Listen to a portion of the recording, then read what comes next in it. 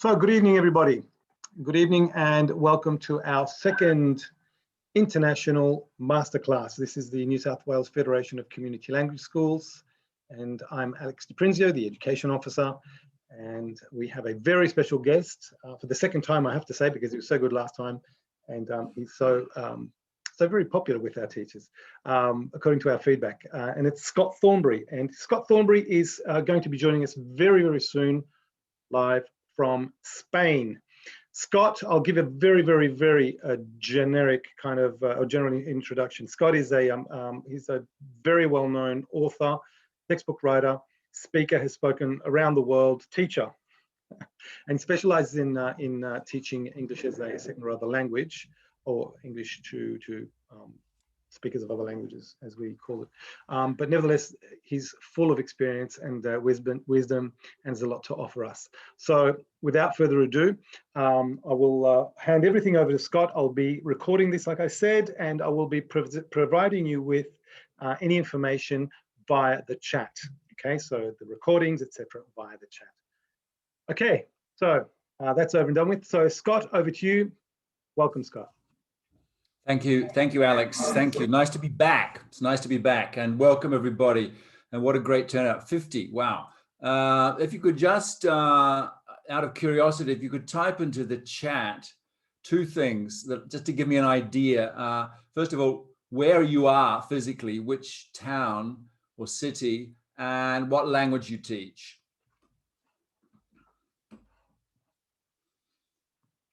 And that give where you are and the language you teach. Sydney, Greek, thanks Debbie. Sydney, Korean, Sydney, Russian, Gimea, Greek, wow. Sydney, Malay, Telugu, Portuguese, wow. German. You're in New Zealand, Noriko. You're a long way from home. Japanese, Hindi, Polish, Japanese, Hindi, Mandarin, Arabic, Fatima, Ahlan wa sahlan. Vietnamese, Korean, Tamil, wow, what a range, Nepali, Padma, fantastic. Yes.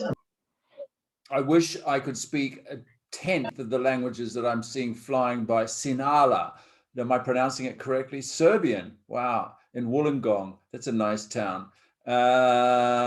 Fantastic, okay, good. Well, as Alex said, my language, both my mother tongue and the language I teach, is English, and I work here in a multilingual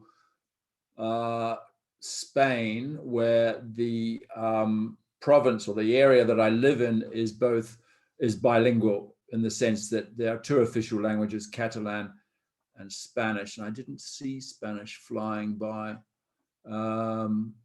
But a number of European languages, including Polish and German, Russian, Portuguese, Brazilian Portuguese.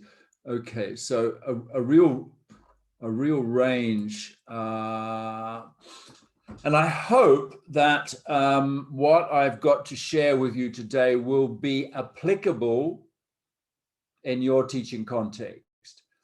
I'm imagining that most of you, if not all of you, are teaching in real classrooms face to face. I don't know, are you? We're not yet here in Spain. Friedi, you're teaching face to face, lucky you. I miss classrooms. I miss classrooms for all sorts of reasons. But, you know, that's the way it is. And actually, a lot of the activities that I'll be sharing with you today are perfectly doable online, if you're teaching online. So let me share my PowerPoint.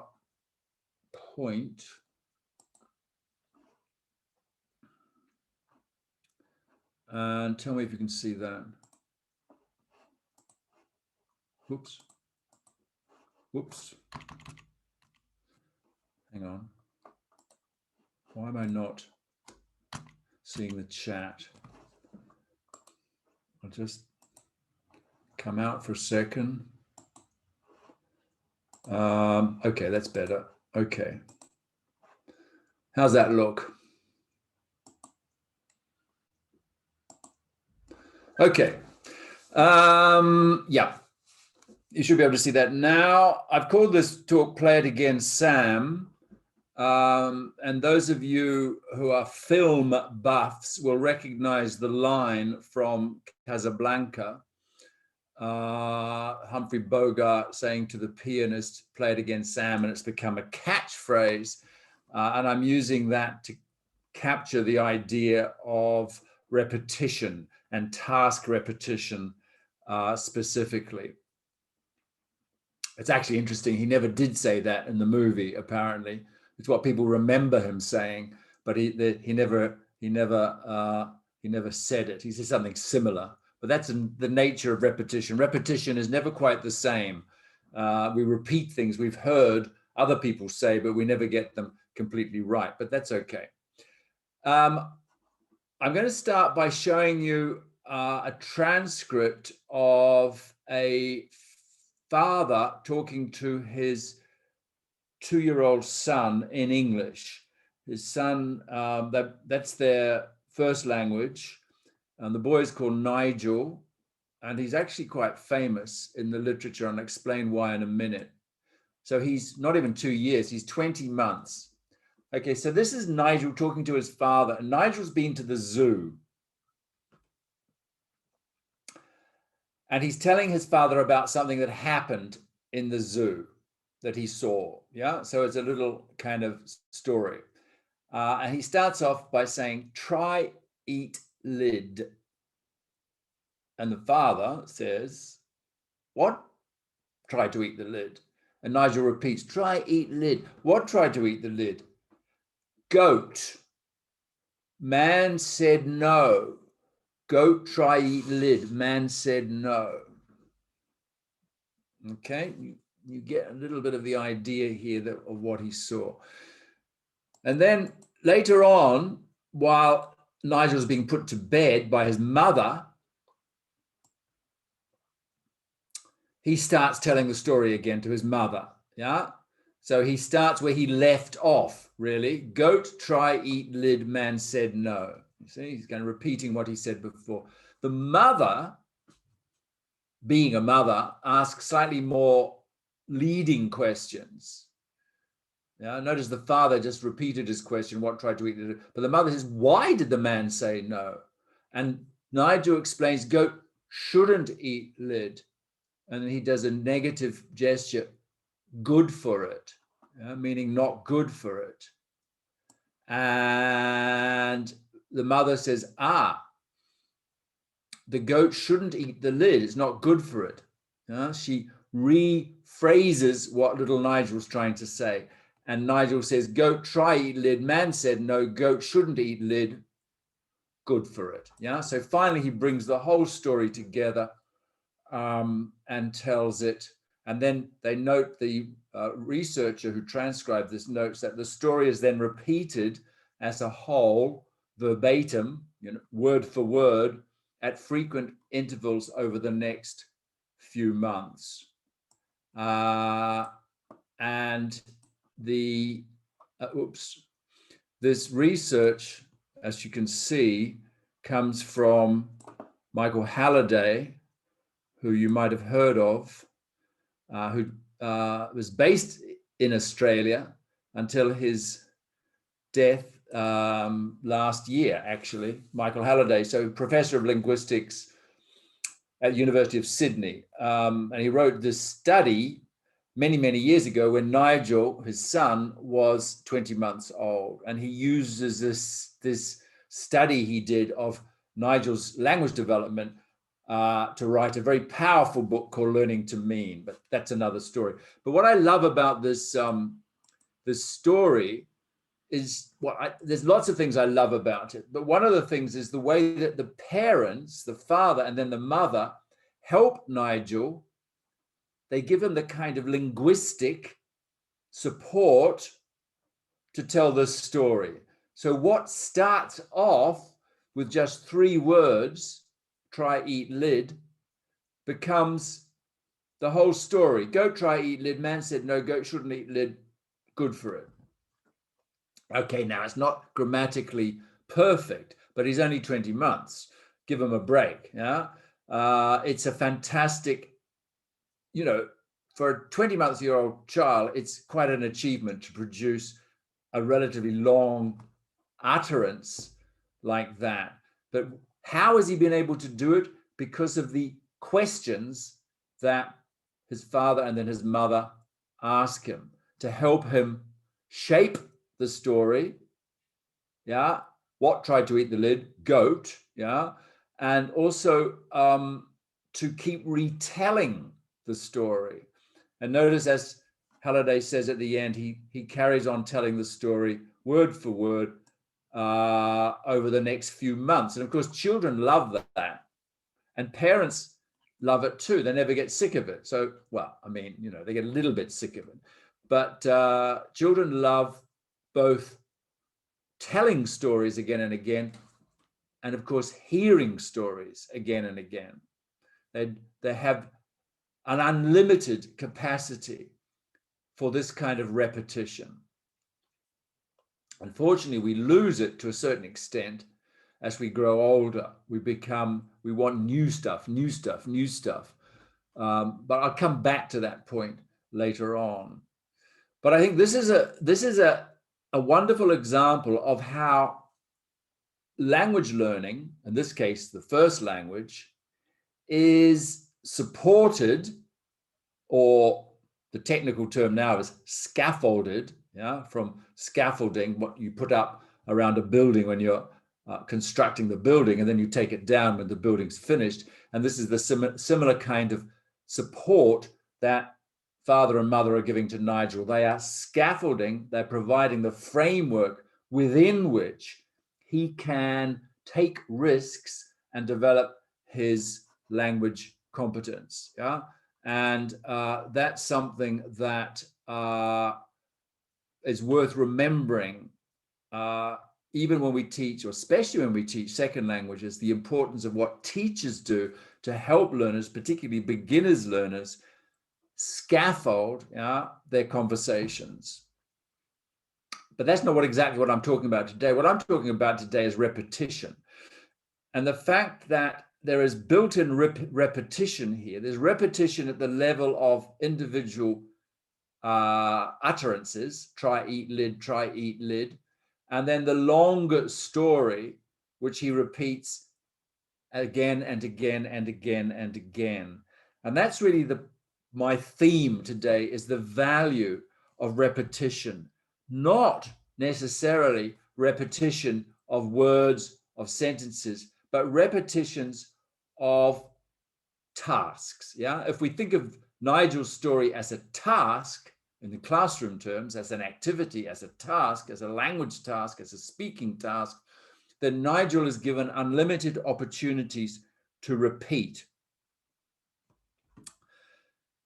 Here's another story. This time, this is about a second language learner, and his name is Mario, and he comes from Chile, and his first language is Spanish. And Mario was a television personality in Chile. He's now quite very famous, but he was sent to New York when he was a young man by his father to get some training in the textile business. And so he lived on his own in New York, age 18, 19, and he arrived, he had no English, yeah? But he developed a system himself of learning English. And he describes the system here. He says it was simple. So he's in New York, yeah? He said, on my way down to the subway, yeah, the underground system, I would look for older people who didn't seem in a hurry, and I would ask them how to get to an address. Yeah, so how do you get to whatever, the Empire State Building? They tried to explain, and almost always they would ask me who I was, where I was from, what I was doing in New York. Yeah, these are older people, they've got all the time in the world. So they would begin a bit of a conversation with him.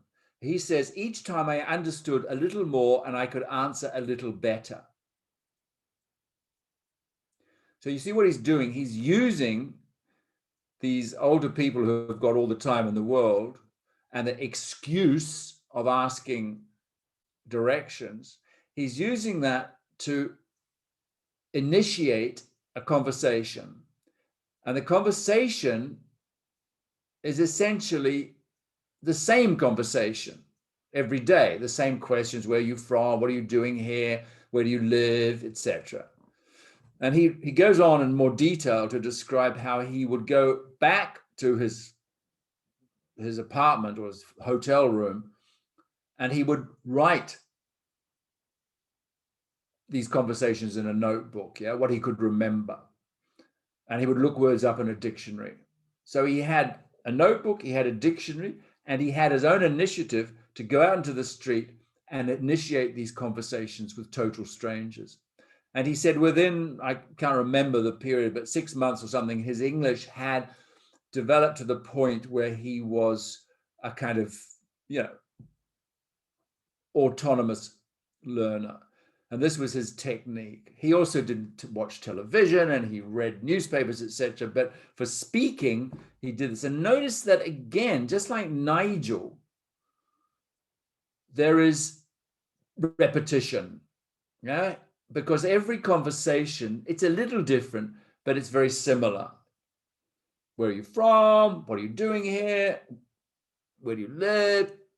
Do you like it here? Etc., etc.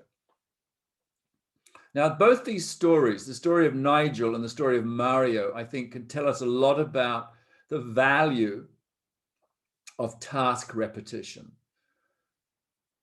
of doing things again and again and again, playing it again, Sam. And this is the subject that's been researched now by people looking at second language acquisition in classrooms and looking at how task repetition is so important. Doing it again and again and again. So let's look at an example. This is from a classroom activity where 3 students, J, T, and N, are working together, and their task is to tell a story based on some pictures that they've got. So it's like a little cartoon strip. 4 or 5 pictures telling a story. So they have the pictures, and working together, they try to reconstruct the story. And they were recorded doing that. And this is the transcription. So this is not a writing activity, it's a speaking activity. And you can see on the left, it's pretty basic. They went to the park by car, and he'd go with his dog, and he'd take lunchbox, and I have sandwich and hamburgers. Because they're kind of, the focus here is on the content, the facts, what's going on, not on the finer details of the language. They do the task again, and they do it a 3rd time. And here you have on the right, you have the transcript of the 3rd time. And notice the difference, So the 3rd attempt, it was a nice sunny day. So Tom and Victoria decided to go to picnic in the countryside. They went to picnic by car with their dogs. His name is Jim. So now notice that everybody's got a name. It's in the past tense. There's more detail and so on. And we can see, I think here, I've highlighted some of the areas where there is a conspicuous improvement.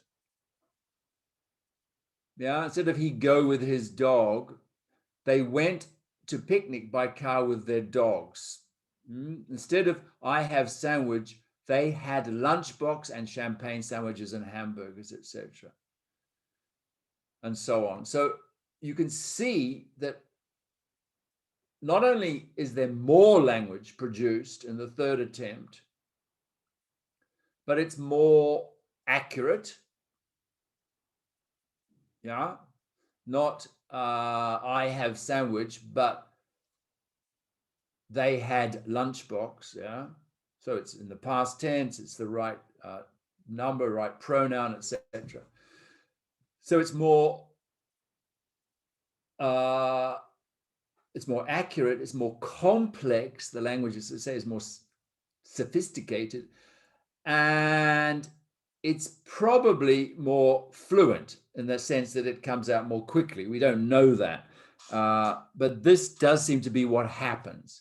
When students repeat a task, each time it becomes more accurate, more complex, a greater range of language, of structures, of vocabulary, and more fluent.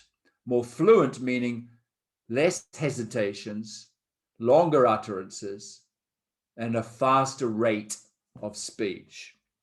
So the people who research that, and there's a whole book here I have of articles about task repetition. It's a growing area of research. Conclude that there is a strong effect for task repetition. That is to say, it produces results. And he goes on to say, the research evidence strongly supports the view that previous experience of a specific task aids speakers to shift their attention from processing the message or the message content, who did what, where are they, what happened, to working on formulations of the message. Formulations of the message is like the language that you use to transmit the message. And that's what happened with Nigel. Remember, the first time, goat eat lid. That was the facts, the basic facts of the story. And then as he repeated it, he was able to elaborate it to make it longer, more accurate, and more fluent, because he was able to concentrate on the words, formulating the message. Mario in the streets of New York, the same time, probably his first conversations, they said, where are you from? Chile. What are you doing in New York? Study, very, very short one-word utterances. As he became more confident, as he repeated the activity again and again, he was able to add more detail and more language. Oh, I'm from Chile, from Santiago, And what are you doing in New York? Oh, I'm studying the textile industry, etc., etc. So this is the basis behind the value of task repetition. And another researcher notes, and this is kind of research language, but forgive me, I'll try and explain what he's saying here. The researcher here is saying it's not the language only that's being repeated, but it's the whole set of mental processes involved in planning, assembling, and execution of the speech act. So, for example, Mario in New York is not just remembering by heart, by rote, a conversation, a dialogue, which he's repeating exactly the same.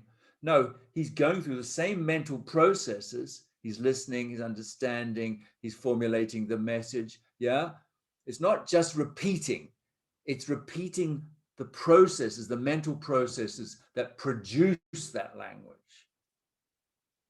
And this process should occur within genuinely communicative contexts. So I really want to emphasize that I'm not talking about repetition like drilling.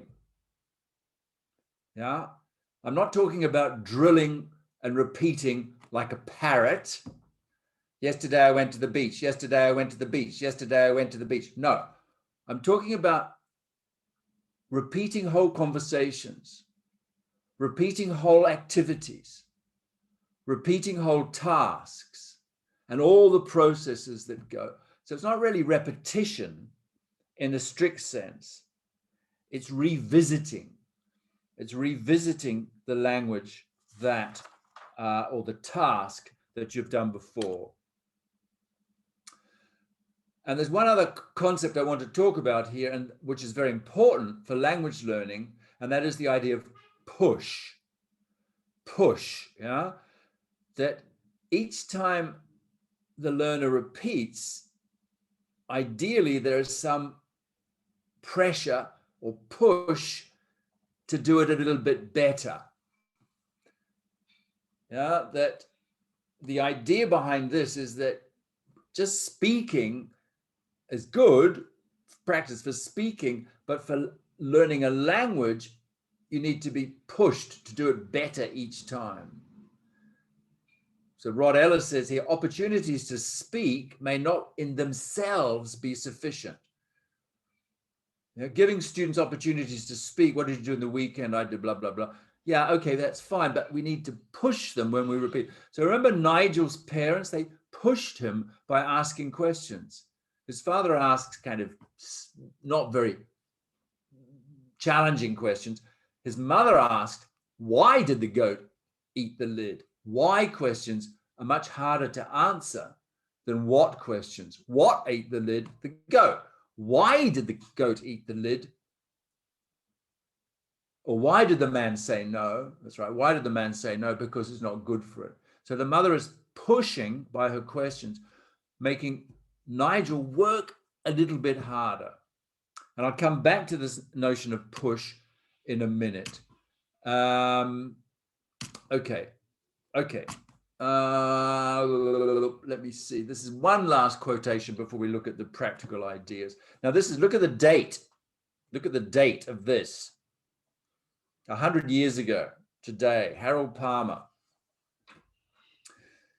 Talking about repetition, he said, because one of the problems, of course, I'm sure you're thinking this already, this is very boring for the students to repeat and repeat and repeat.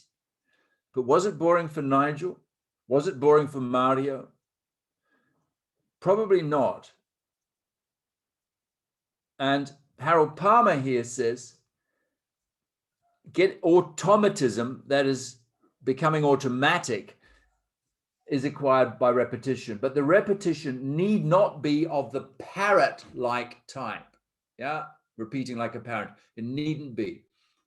The object of most of the language teaching exercises, drills, and devices invented or developed in recent years is precisely to ensure proper repetition in attractive and interesting ways. So that's what I want to look at now, attractive and interesting ways of building repetition into your lessons.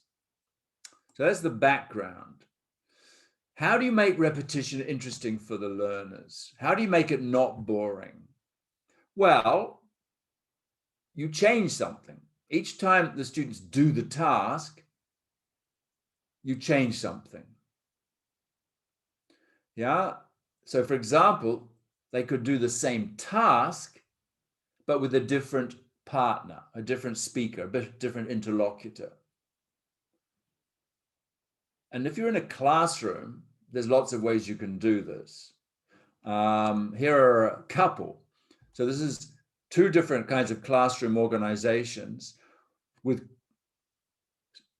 on the left, you have buzz groups, yeah, little groups having a discussion, for example. Or maybe not. Maybe they're doing like that picnic task. They have some pictures and they're creating the story.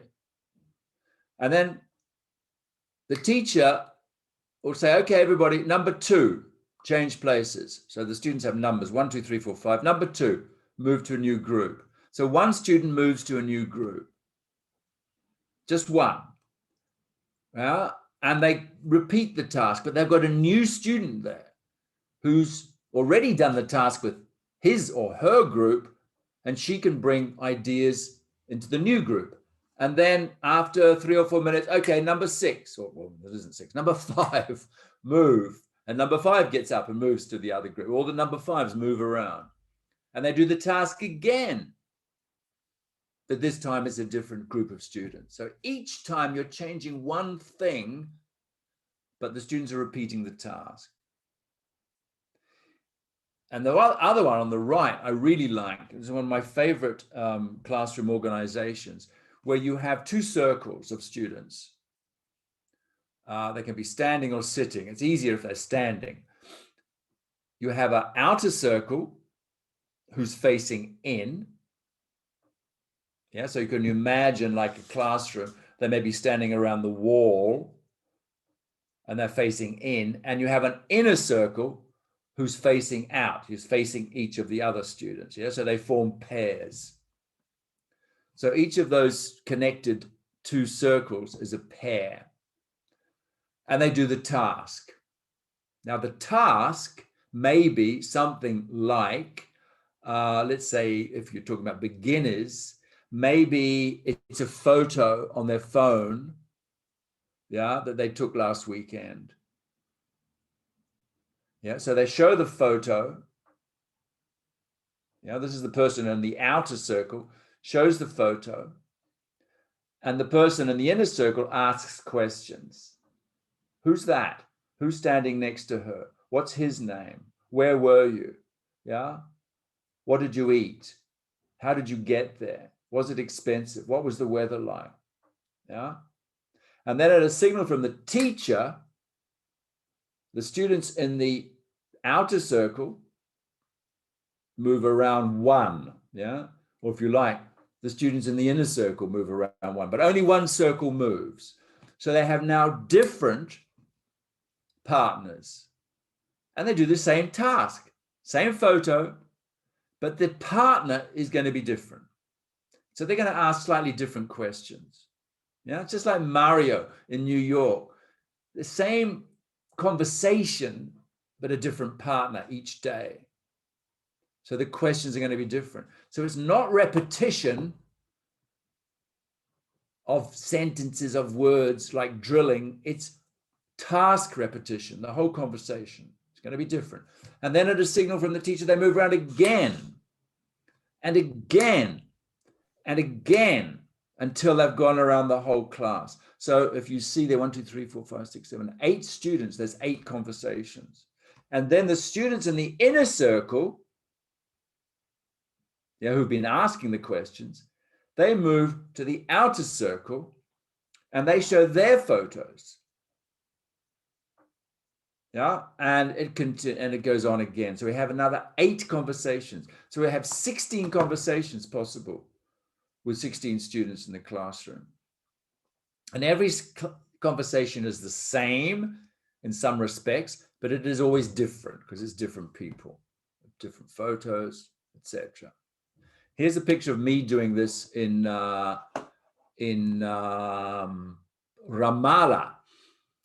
in Palestine. So it's only 1, 2, 3, 4, 5, 6, 7, 8 students. Well, these are all teachers, but I'm demonstrating the activity.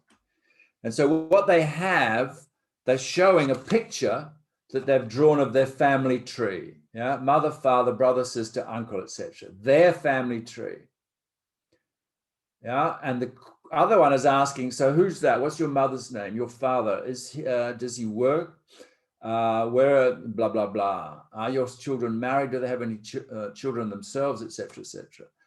And then they change, and then they move around and do the same thing. Yeah. So this is really, really, really, really, really easy to set up, and it produces a massive language,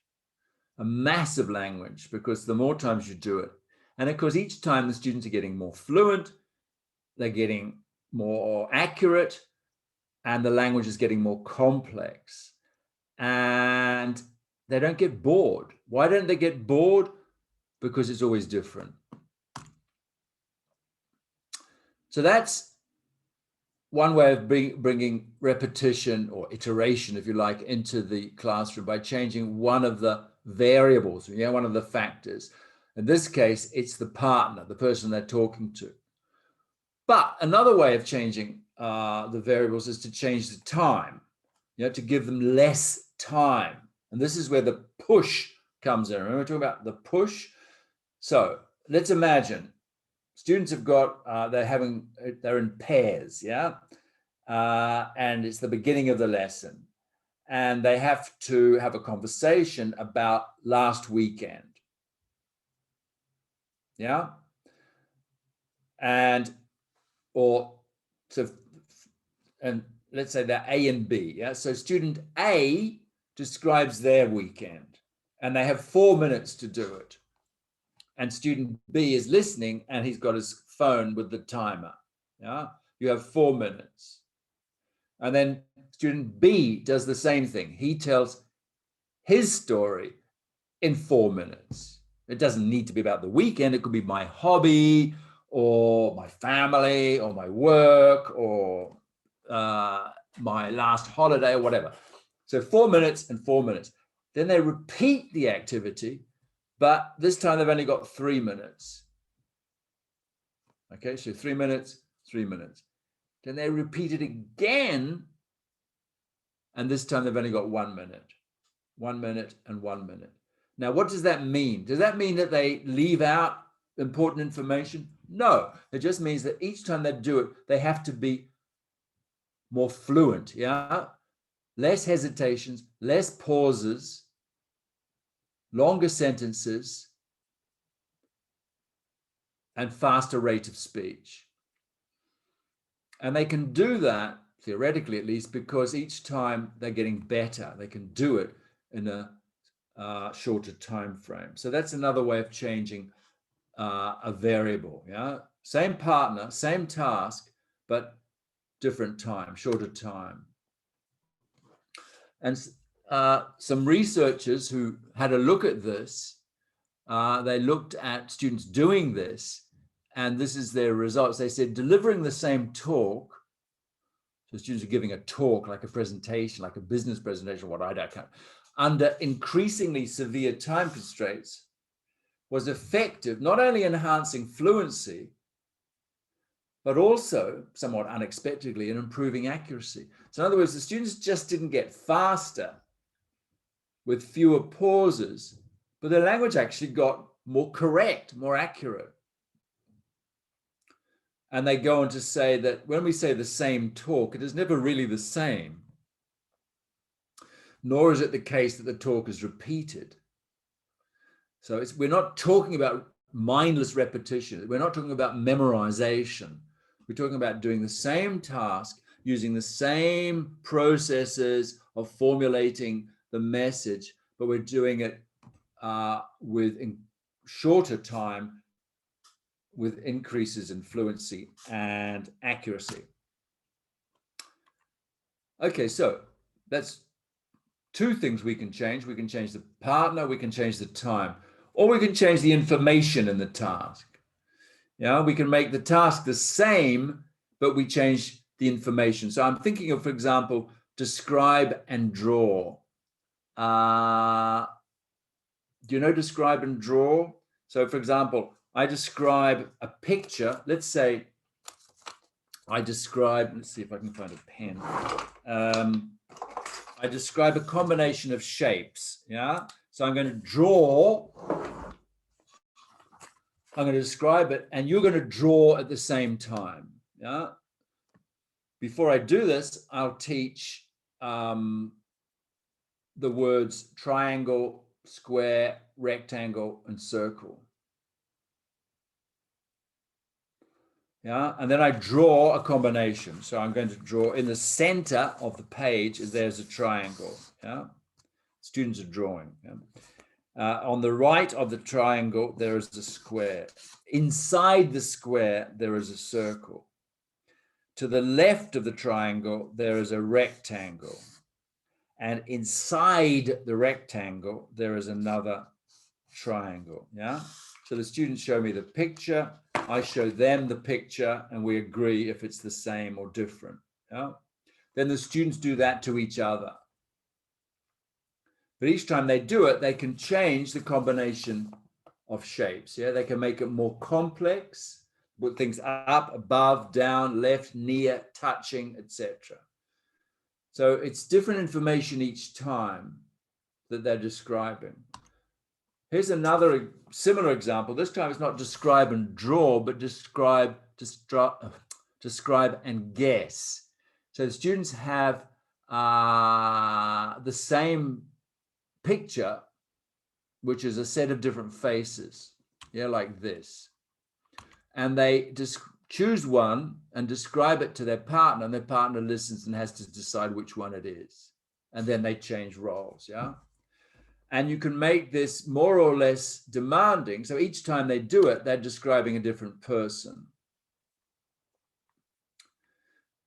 It doesn't have to be people, of course. It can be rooms, it can be landscapes, it can be cars. I mean, whatever you and it's very easy, of course, on the internet to find pictures like this. Okay, so that would be, you're changing the information by changing the picture, and you're adding a difference each time they do it. Another way of changing the task is to change what I call the mode. Yeah. So what they do speaking, they then repeat the task writing. And this is a really good way of following up a speaking task. Let's say that, let's go back to the example of the two students at the beginning of the class talking about their weekend. So they have their conversation, their weekend. First of all, 4 minutes, then 3 minutes, then 1 minute. Not a conversation, they tell about their weekend.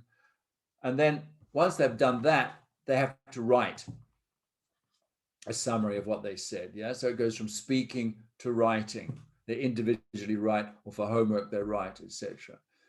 Or alternatively, you can video them doing the speaking task. Now that's where the push comes in, because when students are being recorded, there's a little bit more pressure on them to get it right, yeah, because this is not, this is recorded, so other people can watch this. We'll leave that for a second. But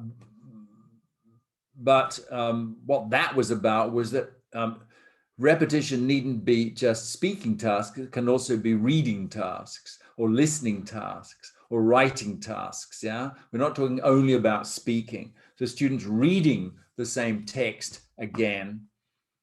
I'm sure you know of TED Talks.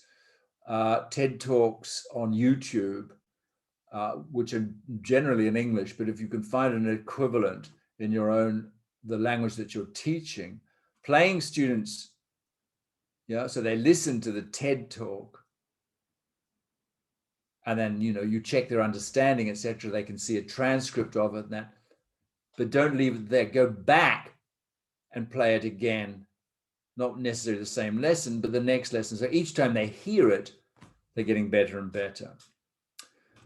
And finally, another way of changing the repetition, making it, giving some variety, is giving a different purpose for the task. So initially you say, I just want you to do this task and do it as fluently as you can. But then when you repeat it, I want you to try and do it more accurately.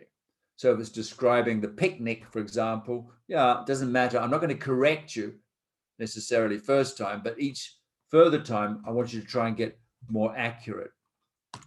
And an activity, I'm not sure if I did this with you last time I spoke, but an activity which is really, really, really, really good for this is what's called the dictogloss. Did I do the dictogloss with you last time? I can't remember. Anyway, let me explain what it is. No, says Debbie. Okay. Thank you. A dictogloss, you know what a dictation is, yeah? Dictation, where you dictate words or sentences or numbers or whatever. But a dictogloss is slightly more, it's different, because it's not a sentence or a word, it's a text, it's a story, it's more than what students can remember word for word, yeah? Remember, we only have a capacity for remembering 7 pieces of information or whatever at a time. A dictogloss, they hear the story, so they can't remember it word for word. Nobody can remember 30 words in another language exactly. But what they remember is the content, yeah? They have an image, if you like, of the story. They remember a picture of the story, but they don't remember exact words. So they hear the story, they remember, and then they have to reconstruct it. yeah, from memory, but they don't remember it, what I'm saying. They remember the images. They've got the images in their mind, and they have to put them back into the target language, yeah, whether it's English or Polish or Serbian or whatever. And then they do it, first they do that individually, and then they do it in groups, pairs or small groups, and then maybe the whole class. Now, each time they do it, they rewrite it. The idea is to get it more accurate, yeah? So you start off, you just get the general idea, and then just like Nigel and his story about the goat, it becomes more elaborated and more accurate. Or just like the story about the picnic, it becomes more accurate. So here's an example. Here's an example I did with I had a group of teenagers in Spain. These are Spanish-speaking teenagers, small class. I said, you're going to listen to a short story, very short. Listen, don't write, just listen. Try to understand, don't write. As soon as you're finished, you can write anything, what you remember individually, yeah? As soon as I've finished, you can write. So I'll give you a signal, okay? Are you ready? Then I read them this story. Where is it? There was a young woman of Riga who went for a ride on a tiger. They returned from the ride with a woman inside and a smile on the face of the tiger. Do you recognize this kind of text? Notice it's very short, but it's too long for students to remember every word. So they remember, yeah. So I say, okay, write. And this is what one student wrote. There was a woman from Riga who were on a tiger to make a ride. When they come back, the woman was in tiger and the tiger were smiling. Not bad, yeah? Because they captured the information, but they couldn't, the formulating it wasn't exactly the same as the original. Doesn't matter. It's not a test. It's not a test. Then I put them into groups of three to compare their versions and to produce a new version, a more accurate version. And this is what one group of three produced. There was a young woman from Riga who go for a ride on a tiger. The tiger come back with a woman inside and smile on the tiger. Yeah, you see, it's getting better. It's not perfect, but it's getting better. And then they didn't hear it again. That's the important thing. They only heard it once. Once at the beginning. So everything they're doing now is where they're sharing their knowledge, yeah, what they can remember, but also their knowledge of grammar, vocabulary, etc. Then I had one student at the board. This was a small class. There were 9 or 10 students in total. And the student at the board had to write what the whole class agreed was the final version. And this is what they wrote. There was a young woman of Riga who went for a ride on a tiger. The tiger returned with the woman inside and smiled on its face. So you see how it's improved. Now it's like 100% accurate. It's not the same exactly as the original, if you remember, but it doesn't matter. It doesn't matter. In fact, the differences are interesting, and you can show them the original now and say, okay, do you see any differences? Do you want to ask me about them? And often the differences will be at the level of idiomatic use of language rather than accurate use of language. So this is task repetition. It's writing repetition, but it's collaborative.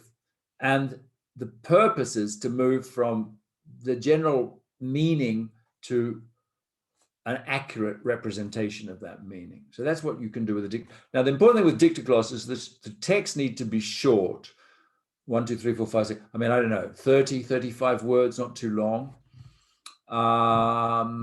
And that if you're doing it in the classroom, after you've read it the first time, you can go around and have a quick look and see if it's necessary to read it again. If they have no idea whatsoever, then maybe it's necessary to read it again. But generally, we're talking about anything beyond elementary to intermediate students. They can handle these activities because they can do it collaboratively. If you're working, whether you're working online or you're working in the classroom, it's a great idea to give students tasks to do at home outside of class time. Traditionally, we gave them writing tasks, but now there are tools which allow us to give them speaking tasks. I don't know if you know Flipgrid. Flipgrid is simply a program whereby students can record themselves and then they can upload the recording onto a class platform website so that everybody else can look at it, hear it, and make comments, yeah, including the teacher. And this is a great device because you can say, okay, your task tonight is to make a 1-minute recording describing your family, let's say, yeah? So they do that. Now, what are they going to do? They're not going to do it once. They're going to do it, they're going to listen, think, ooh, I can do better than that. And then they're going to do it again, and they're going to do it again and again, yeah? So they're going to, because they're going to publish this, it's going to be made public to the rest of the class, there's pressure, yeah? There's push for them to do it more accurately. When you set an activity like this, it's very important to say to the students, it's a speaking activity, it's not a writing activity. So don't write it and then read it, speak it. You can write notes if you like, but don't write something and then read it into the microphone like I am. No, that's really, really, really, really boring. And as a teacher, you can tell when students are reading aloud. So it's not a reading aloud activity, it's a speaking activity. They can have notes, but they have to speak to the microphone, yeah, not speak to the text. That's very important. And if you think they're reading aloud, say, no, that was good, but go away and do it again. This time I don't want you to use notes. Earl Stevick, who is a writer who worked with teachers, he's a teacher trainer, and worked with teachers of lots of different languages in the United States. He describes one of his favorite techniques if he's working just one-to-one. One of my favorite techniques, this is when he was learning languages like Swahili, for example. One of my favorite techniques is to tell something to a speaker of the language and have that person tell the same thing back to me in correct natural form. So I would tell them maybe, I would describe my family or my work or my last holiday, and then they would tell it back to me, yeah, not correcting. And they would just say, yeah, the goat ate the lid, but he shouldn't have eaten the lid, like the mother does to Nigel. I then tell the same thing again, yeah, so I repeat the task, bearing in mind the way in which I've just heard it. He goes on, the cycle can repeat itself 2 or 3 times, yeah? Student to teacher, teacher back to student to teacher, teacher back to student, and so on. An essential feature of this technique is that the text, the story we are swapping back and forth, that we are exchanging, originates with me. Yeah, it's my story. Yeah, it's the learner's story. So I can control the content. And that's really an important point. And finally, last point I want to make is that the value of feedback. The feedback, yeah, because here we saw, in a sense, that the speaker is giving feedback, or the teacher is giving feedback to the student by repeating the story back, but better, yeah? And that is a form of feedback. And Martin Beigert writes, a key component of successful learning in context using tasks has been found to be the presence of feedback associated with repeated practice. So each repetition, if they get feedback, so much the better. So you have a kind of task cycle like this. You do the task, you get feedback, you repeat the task, and you do it and get more feedback and so on. Now, the feedback can come from the teacher, but it also can come from other students. And particularly with writing tasks, students write, they exchange with their neighbor reads it, gives them feedback, asks questions, says, that's really nice, or I don't understand this bit. Student rewrites the text, each student, they give it back again or to another student, more feedback and so on. So this cycle, again, so the feedback is providing an impetus to do the task again and make it less boring. Alistair Pennycook, who's another academic in Sydney, in fact, at the University of Technology, just to summarize, says repetition, even of the same thing, always produces something new. And that's the important thing, I think. We're not talking about repeating the same thing exactly the same. So that when we repeat an idea, a word or a phrase or event is always renewed. And the Greek philosopher Heraclitus made the similar point. No man ever steps in the same river twice, for it's not the same river and he's not the same man. So no student ever steps in the same task twice, because it's not the same task and he's not the same student. And that's me in a river in New Zealand. They're the references. Thanks very much. We've kind of gone over time practically, but I'll stop sharing now. If you have any questions or comments and you want to put them into the chat, or if you want to ask them, then put your hand up and unmute and I'll try and deal with them. But there are a lot of people here.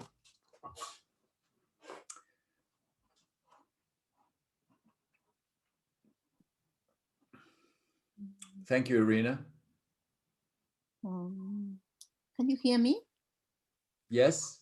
What happens is I had a speaking task with my students of Spanish, and they read. I gave them a chance to write first what they were going to tell me, oral presentation, and then they read the oral to me. But yeah. I had to do it again with one student. So from your lecture, what I'm going to do is everybody is going to have the chance to do it again. Yes, exactly. And also, Iris, teach them the technique, what's called read and look up. Read and look up is, even if I've written the text, yeah, so I'm just going to use this example from a newspaper. But read and look up is where you silently read the text, try to remember, and then you look up and you say what you've read. When I was 13, okay. And I can't remember what Cam's name. When I was 13, I left school. I don't remember much about that day. You see what I mean? So I'm now not reading the text. I'm holding it in my memory as much as I can, a sentence, half a sentence, and then I'm looking up. I'm looking at the teacher. I'm looking at the webcam or whatever. And that's the difference between reading aloud. When I was 13, I left school and no. We don't want that. No. We want people speaking, not reading. Yeah, because it's not reading. That wasn't reading task. I said, look, you read, exactly. So I can't give you an A. I had to give you C, and then they are not happy. But I will see them again. And before sitting them again, I will let them type what they do. The other point to make is, of course, that reading aloud is what actors do when they're rehearsing a play. So with the first rehearsal, the actors are sitting around and they've got the script and they read it and they go through it. And then progressively they memorize it and then they do it. And when they perform it, of course, they're not using their scripts at all. So reading aloud can be the first stage in the process, but eventually you have to say, no, you have to do it without. Yeah. So let's say the students are writing a dialogue. They work in groups, they write a dialogue about shopping or booking a hotel or whatever. They write the dialogue, they read it, they practice it in their pairs or their groups, and then you say, okay, put it down and see if you can do it without. Yeah. And then you can let them pick it up quickly. I can't remember. Okay, put it down again. Yeah, until they can do it completely without. Yeah, okay. Oh, this is fantastic, your presentation. Thank you so much. Thank you, Elise. It's What only language once are you you go, teaching? What language are you when teaching? Spanish. Spanish. Once you go, where can we find all this? I mean, I took notes, but I would like to read or look a little bit, maybe in the website, yeah? Yeah. The recording is available, and Alex will tell you how to access it. But I can also make the PowerPoint available and send it to Alex, and he can make it available hopefully to all of you. Yeah, so you've Yes, got I'll do that. I'll do that. references. Scott, Okay. just before we go, Thank you so much. could I ask just one question? And this is going to be on behalf of a lot of teachers who probably might have been thinking this or are still doing this. Now, a lot of us would have learnt at least another language such as English, or those of us that were born here would have learnt perhaps another language at school. And my question is this: we were taught to do vocab lists, to learn vocab lists and repeat.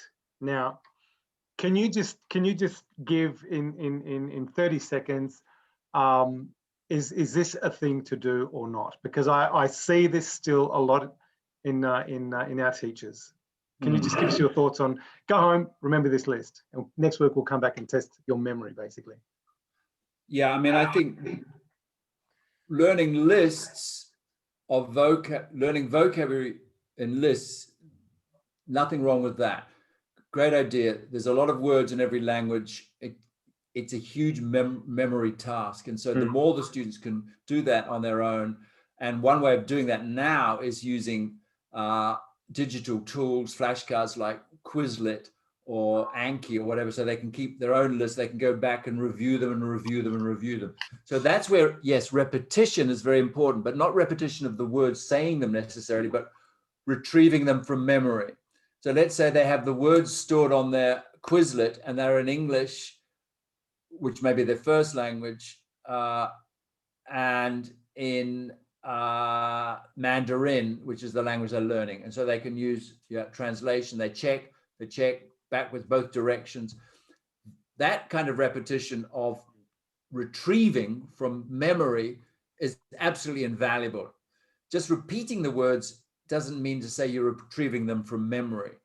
So the best thing is actually, if you want students to use those words, say, remember, here's 50 words about clothing.